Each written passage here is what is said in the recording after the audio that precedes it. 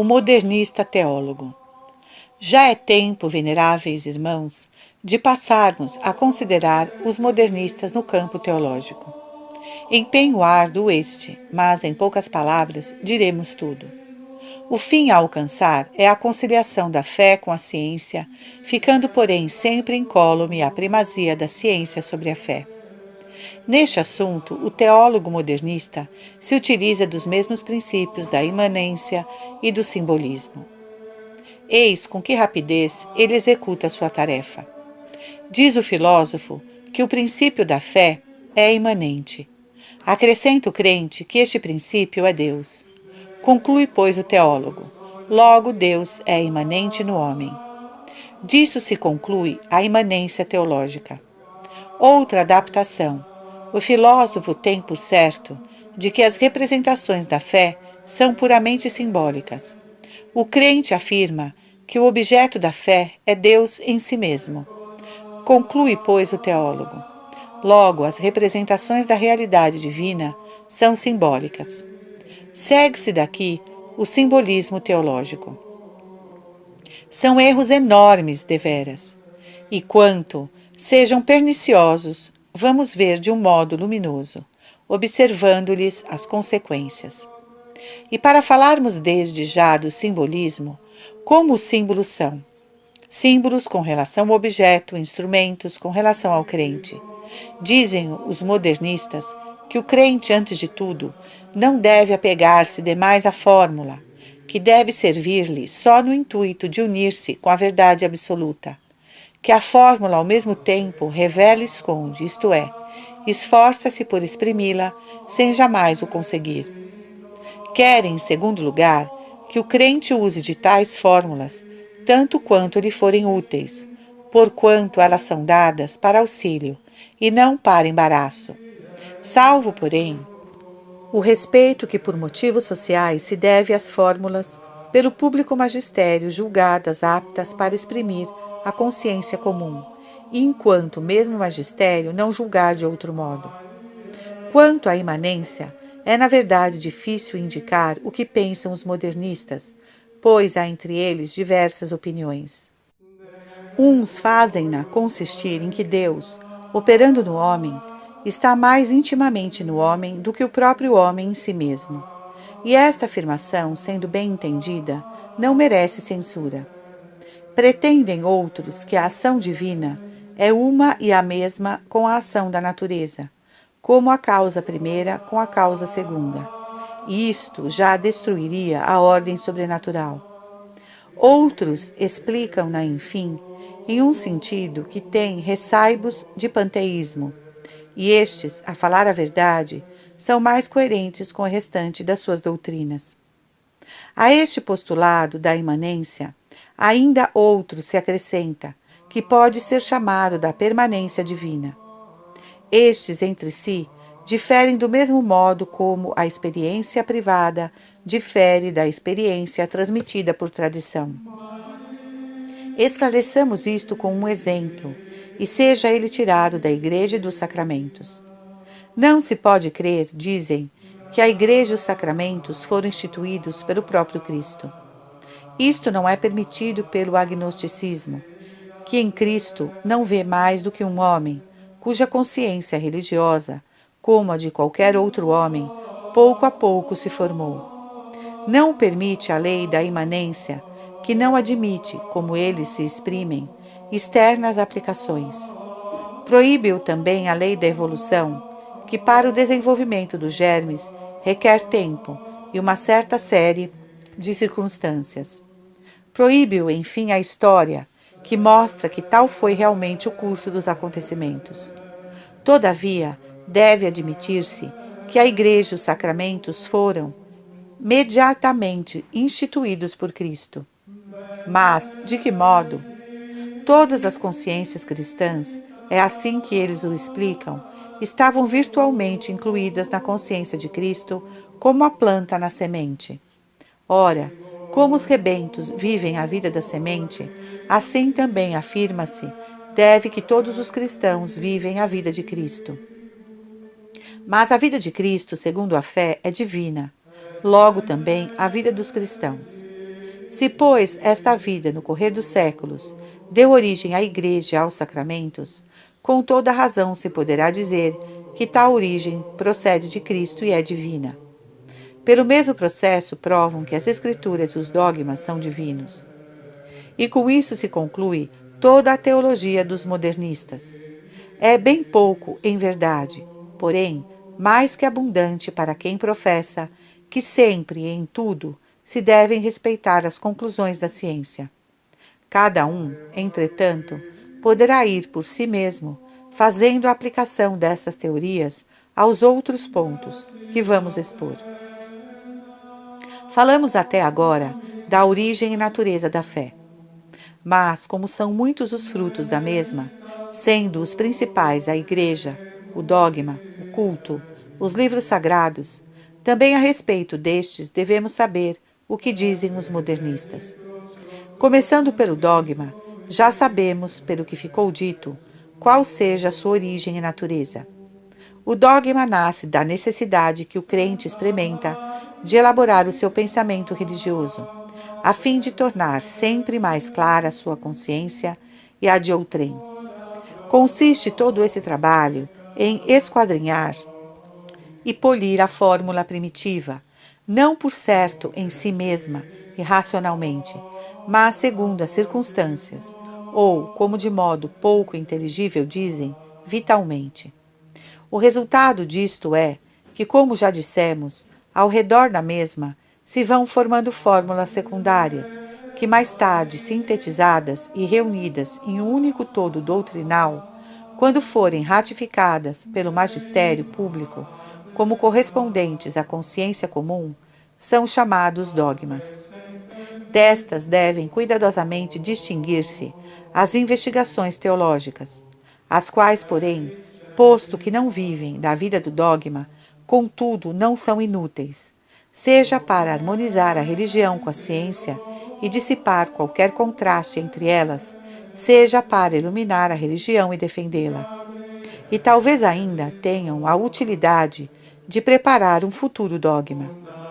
Do culto não haveria muito o que dizer, se debaixo deste nome não se achassem também os sacramentos, a respeito dos quais muito erram os modernistas. Pretendem que o culto resulta de um duplo impulso, pois que, como vimos, pelo sistema, tudo se deve atribuir a íntimos impulsos.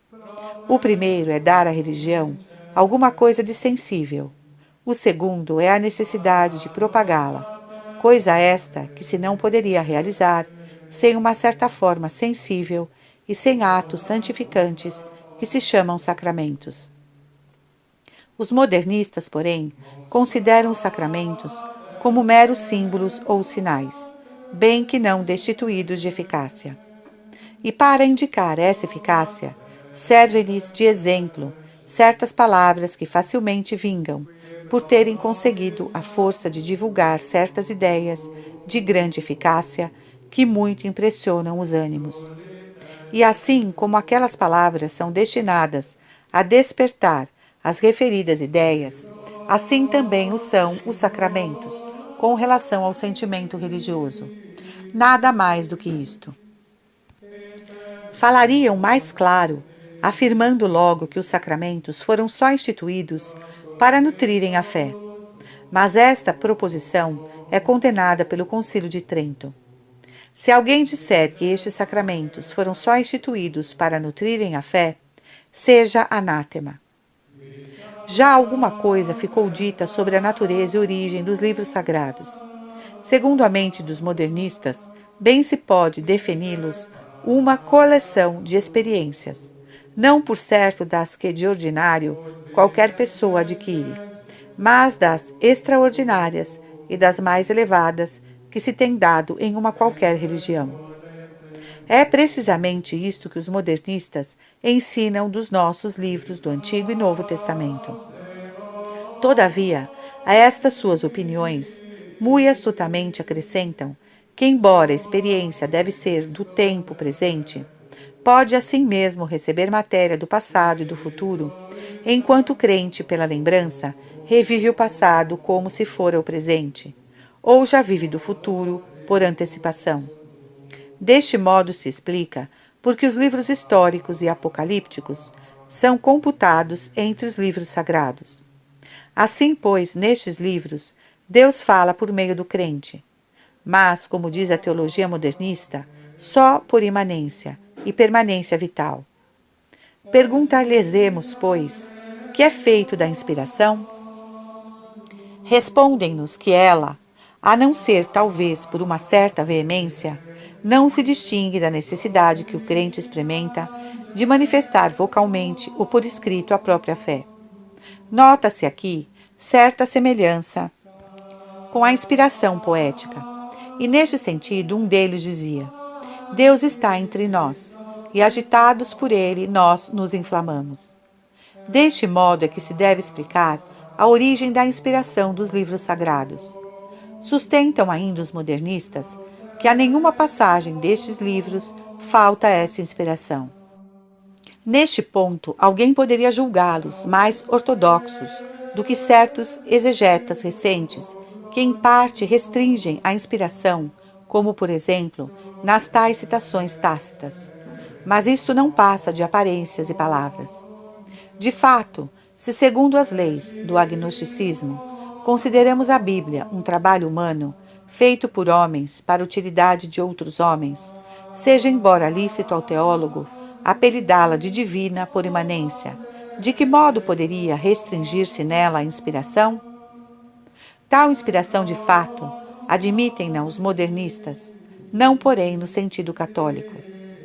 Maior extensão de matéria nos oferece o que os modernistas afirmam da Igreja.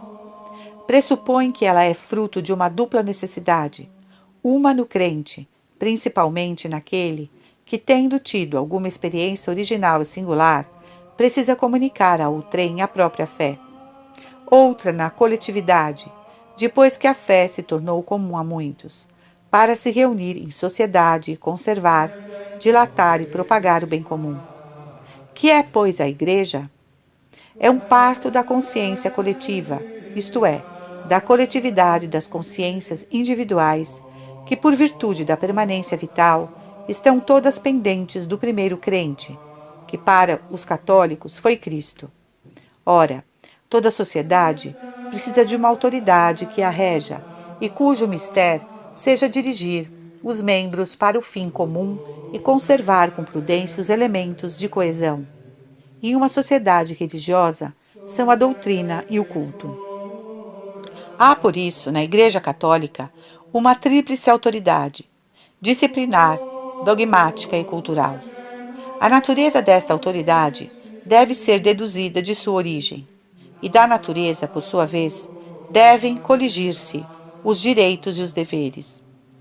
Foi erro das eras passadas pensar-se que a autoridade da Igreja emanou de um princípio estranho, isto é, imediatamente de Deus, e por isso, com razão, era ela considerada autocrática. Essas teorias, porém, já não são para os tempos que correm. Assim como a Igreja emanou da coletividade das consciências, a autoridade emana virtualmente da mesma Igreja. A autoridade, portanto, da mesma sorte que a Igreja, nasce da consciência religiosa e, por esta razão, fica dependente da mesma. E se faltar a esta dependência, torna-se tirânica. Nos tempos que correm, o sentimento de liberdade atingiu o seu pleno desenvolvimento. No Estado civil, a consciência pública quis um regime popular. Mas a consciência do homem, assim como a vida, é uma só. Se, pois, a autoridade da Igreja não quer suscitar e manter uma intestina guerra nas consciências humanas, há também mister curvar-se a formas democráticas, tanto mais que, se o não quiser, a hecatombe será iminente. Loucura seria crer que o vivo sentimento de liberdade, ora dominante, retroceda. Reprimindo e enclausurando com violência, transbordará mais impetuoso, destruindo conjuntamente a religião e a Igreja. São estes os raciocínios dos modernistas, que por isso estão todos empenhados em achar o modo de conciliar a autoridade da Igreja com a liberdade dos crentes. Acresce ainda que não é só dentro de seu recinto que a Igreja tem com quem entender-se amigavelmente, mas também fora. Não se acha ela só no mundo a ocupá-lo. Ocupam-no também outras sociedades, com as quais não pode deixar de tratar e de relacionar-se. Convém, pois, determinar quais sejam os direitos e os deveres da Igreja para com as sociedades civis. E bem se vê que tal determinação deve ser tirada da natureza da mesma Igreja, tal qual os modernistas nola descrevem. As regras que hão de servir para este fim são as mesmas que acima serviram para a ciência e a fé. Tratava-se então de objetos, aqui de fins. Assim, pois, como por causa do objeto se disse que a fé e a ciência são mutuamente estranhas, também o Estado e a Igreja são estranhos um à outra, por causa do fim a que tendem, temporal para o Estado, espiritual para a Igreja. Falava-se outrora do temporal sujeito ao espiritual, de questões mistas, em que a Igreja intervinha, qual senhora e rainha, porque então se tinha a Igreja como instituída imediatamente por Deus, enquanto autor da ordem sobrenatural. Mas estas crenças já não são admitidas pela filosofia, nem pela história. Deve, portanto, a Igreja separar-se do Estado, e assim também o católico do cidadão. E é por este motivo que o católico, não se importando com a autoridade, com os desejos, com os conselhos e com as ordens da Igreja, e até mesmo desprezando as suas repreensões, tem direito e dever de fazer o que julgar o mais oportuno ao bem da pátria. Querer, sob qualquer pretexto, impor ao cidadão uma norma de proceder é, por parte do poder eclesiástico, verdadeiro abuso, que se deve repelir com toda energia. Veneráveis irmãos, as teorias de que dimanam todos estes erros são as mesmas que o nosso predecessor, Pio XI, condenou solenemente na Constituição Apostólica Auctorem Fidei. A proposição que afirma que o poder foi dado por Deus à Igreja para que fosse comunicado aos pastores, que são os seus ministros, para a salvação das almas, entendida no sentido de que o poder do ministério e regime eclesiástico passa da comunidade dos fiéis para os pastores, é heresia. Também aquele que afirma que o Romano Pontífice é chefe ministerial, entendida no sentido de que, não de Cristo na pessoa do bem-aventurado Pedro, mas da Igreja, recebeu como sucessor de Pedro, verdadeiro vigário de Cristo e chefe de toda a Igreja, é herética. No entanto, a escola dos modernistas não basta que o Estado seja separado da Igreja. Assim, como a fé deve subordinar-se à ciência quanto aos elementos fenomênicos, assim também nas coisas temporais, a Igreja tem que se sujeitar ao Estado. Isto não afirmam, talvez, muito abertamente, mas, por força do raciocínio, são obrigados a admiti-lo. Em verdade, admitido que o Estado tem absoluta soberania em tudo que é temporal, se suceder que o crente, não satisfeito com a religião do Espírito, se manifeste com atos exteriores, como, por exemplo, receber ou administrar os sacramentos, isso já deve necessariamente cair sob o domínio do Estado. Postas as coisas neste pé, para que servirá a autoridade eclesiástica? Visto que esta não tem razão de ser sem os atos externos, estará em tudo e por tudo sujeita ao poder civil. É esta inelutável consequência que leva muitos dentre os protestantes liberais a desembaraçar-se de todo o culto externo e até de toda a sociedade religiosa externa, procurando pôr em voga uma religião que chamam individual. Isso os modernistas, desde já, não se atiram francamente a esses extremos, insistem pelo menos em que a Igreja se deixe espontaneamente conduzir por eles até onde pretendem levá-la e se amolde às formas civis. Isto quanto à autoridade disciplinar. Mais grave e perniciosos são suas afirmações relativamente à autoridade doutrinal e dogmática. Assim pensam eles acerca do magistério eclesiástico. A sociedade religiosa não pode ser uma sem unidade de consciência nos seus membros e unidade de fórmula. Mas esta dupla unidade requer, por assim dizer, um entendimento comum, a que compete achar e determinar a fórmula que melhor corresponda à consciência comum. E a este entendimento convém ainda atribuir a autoridade conveniente para poder impor à comunidade a fórmula estabelecida. Nesta união e quase fusão da mente designadora da fórmula e a autoridade que a impõe, chamam os modernistas o conceito de magistério eclesiástico. Visto, pois, que o magistério, afinal de contas, não é mais do que um produto das consciências individuais, e só para cômodo das mesmas consciências lhe é atribuído o ofício público, resulta necessariamente que ele depende dessas consciências e, por conseguinte, deve inclinar-se a formas democráticas. Proibir, portanto, que as consciências dos indivíduos manifestem publicamente as suas necessidades e impedir à crítica o caminho que leva o dogma a necessárias evoluções, não é fazer uso de um poder dado para o bem público, mas abusar dele. Da mesma sorte, no próprio uso do poder, deve haver modo e medida. É quase tirania condenar um livro sem que o autor o saiba, e sem admitir nenhuma explicação nem discussões. Ainda aqui, portanto, deve adotar-se um meio termo, que ao mesmo tempo salve a autoridade e a liberdade. E nesse interim, o católico poderá agir de tal sorte que, protestando o seu profundo respeito à autoridade, continue sempre a trabalhar à sua vontade. Em geral, admoestam a Igreja de que, sendo o fim do poder eclesiástico todo espiritual, não lhe assentam bem essas exibições de aparato exterior e de magnificência, com que sói comparecer às vistas da multidão. E quando assim o dizem, procuram esquecer que a religião, conquanto essencialmente espiritual, não pode restringir-se exclusivamente às coisas do espírito, e que as honras prestadas à autoridade espiritual se referem à pessoa de Cristo que a instituiu. Para concluir toda esta matéria da fé e seus diversos frutos, resta-nos, por fim, veneráveis irmãos, ouvir as teorias dos modernistas acerca do desenvolvimento dos mesmos. Têm eles por princípio geral que, numa religião viva, tudo deve ser mutável e mudar-se de fato. Por aqui abrem caminho para uma das suas principais doutrinas, que é a evolução.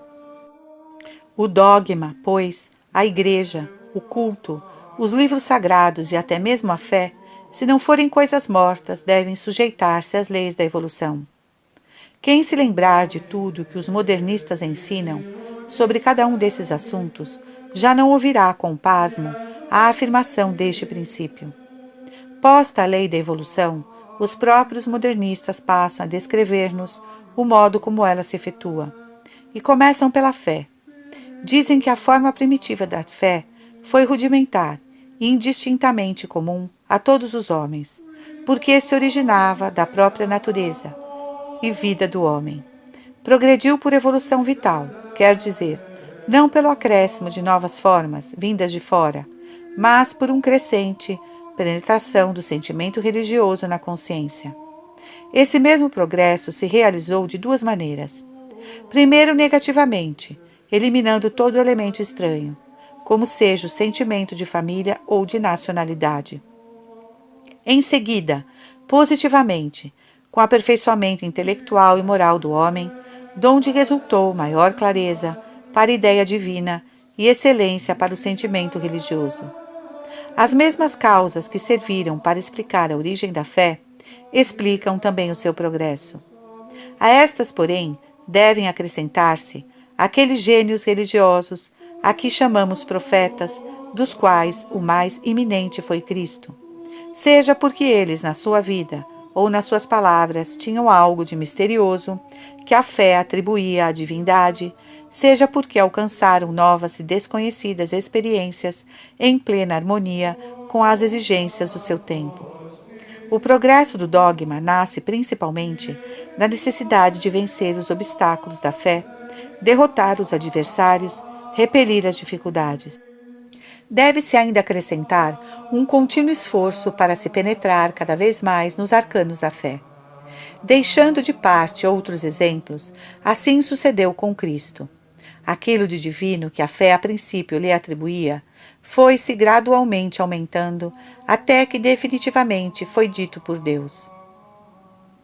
O principal estímulo de evolução para o culto é a necessidade de se adaptar aos costumes e tradições dos povos e bem assim de gozar da eficácia de certos atos já admitidos pelo uso. A Igreja acha finalmente a razão do seu evoluir na necessidade de se acomodar às condições históricas e às formas do governo publicamente adotadas. Isto dizem os modernistas de cada um daqueles princípios. E aqui, antes de passarmos adiante, queremos insistir em que se atende nessa doutrina das necessidades, porque ela, além do que já vimos, é como que a base e o fundamento desse famoso método que chamam histórico.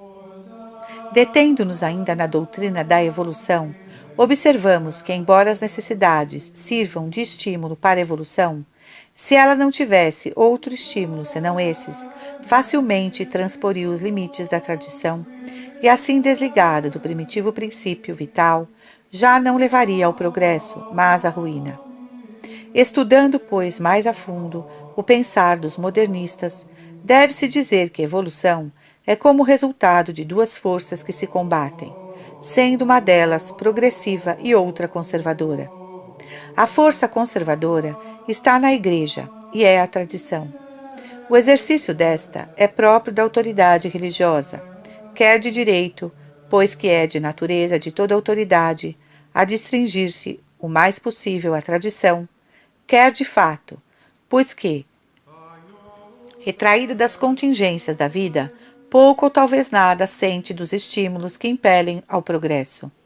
Ao contrário, a força que, correspondendo às necessidades, arrasta ao progresso, oculta-se e trabalha nas consciências individuais, principalmente naquelas que, como eles dizem, se acham mais em contato com vida. Neste ponto, veneráveis irmãos, já se percebe o despontar daquela perniciosíssima doutrina que introduz na Igreja o laicato como fator de progresso. De uma espécie de convenção entre as forças de conservação e de progresso, isto é, entre a autoridade e as consciências individuais, nascem as transformações e os progressos. As consciências individuais, ou pelo menos algumas delas, fazem pressão sobre a consciência coletiva, e esta, por sua vez, sobre a autoridade, obrigando-a a capitular e pactuar.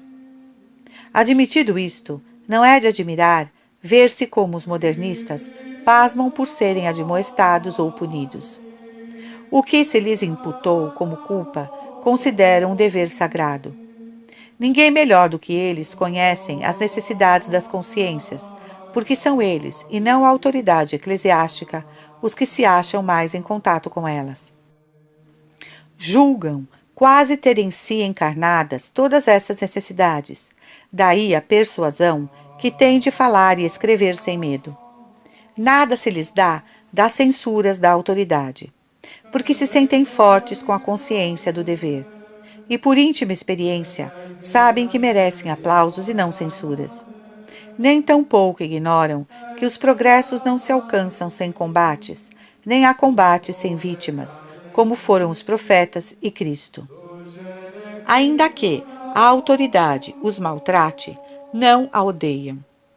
Sabem que assim está cumprindo o seu dever. Lamentam apenas que se lhes não prestam ouvidos, porque isso será causa de atraso ao progresso dos espíritos. Mas há de vir a hora de se romperem as barreiras, porque as leis da evolução poderão ser refreadas, quebradas, porém, nunca. Traçado este caminho, eles continuam com desprezo das repreensões e condenações, ocultando a audácia inaudita com o véu de aparente humildade. Simulam finalmente curvar a cabeça, mas, no entanto, a mão e o pensamento prosseguem o seu trabalho com ousadia ainda maior. E assim avançam com toda a reflexão e prudência, tanto porque estão persuadidos de que a autoridade deve ser estimulada e não destruída, como também porque precisam de permanecer no seio da Igreja, para conseguirem, pouco a pouco, assenhorear-se da consciência coletiva, transformando-a. Mal percebem, porém, quando assim se exprimem, que estão confessando que a consciência coletiva diverge dos seus sentimentos e que, portanto, não têm direito de declarar-se intérpretes da mesma. Nada, portanto, veneráveis irmãos, se pode dizer estável ou imutável na Igreja, segundo o modo de agir e de pensar dos modernistas. Para o que também não lhes faltaram precursores, esses de quem o nosso predecessor Pio IX escreveu. Estes inimigos da revelação divina, que exaltam com os maiores louvores o progresso humano, desejariam com temerário e sacrílego atrevimento introduzi-lo na religião católica, como se a mesma não fosse obra de Deus, mas obra dos homens, ou algum sistema filosófico que se possa aperfeiçoar por meios humanos. Encíclica Qui Pluribus, 9 de novembro de 1846. Acerca da revelação particularmente e do dogma, os modernistas nada acharam de novo, pois sua mesma doutrina, antes deles, já fora condenada no sílabo de Pio IX nesses termos. A divina revelação é imperfeita e por isso está sujeita a contínuo e indefinido progresso, correspondente ao da razão humana. Sílabo Prop. 5. E mais solenemente ainda, a proscreve o Concílio Vaticano I por essas palavras. A doutrina da fé por Deus revelada não é proposta à inteligência humana para ser aperfeiçoada, como uma doutrina filosófica, mas é um depósito confiado à pessoa de Cristo para ser guardado com fidelidade e declarado com infalibilidade. Segue-se, pois, que também se deve conservar sempre aquele mesmo sentido dos sagrados dogmas, já uma vez declarado pela Santa Mãe Igreja. Nem se deve jamais afastar daquele sentido, sob pretexto e em nome de mais elevada compreensão. Dei Filhos, capítulo 4. De maneira alguma poderá seguir-se daí que fique impedida a explicação dos nossos conhecimentos, mesmo relativamente à fé. Ao contrário, isto a auxilia e promove. Nesse sentido é que o concílio prossegue dizendo: cresça, pois, e com ardor progrida a compreensão, a ciência, a sapiência, tanto de cada um como de todos, tanto de um só homem como de toda a Igreja, com o passar das idades e dos séculos. Mas no seu gênero somente, isto é, no mesmo dogma, no mesmo sentido, no mesmo parecer.